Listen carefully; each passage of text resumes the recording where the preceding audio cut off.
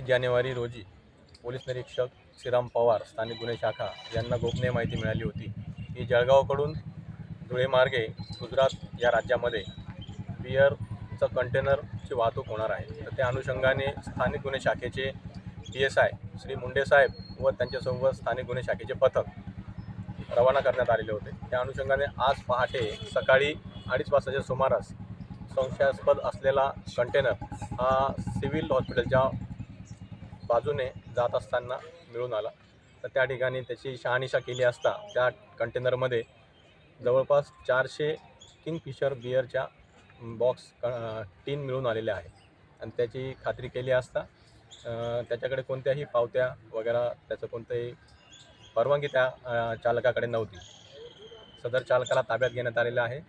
सदर कंटेनरच्या चालकाचं नाव अजय राजाराम वानखेडे असे आहे। सदर प्रकरणी गुन्हा दाखल करून पुढील चौकशी सुरू आहे।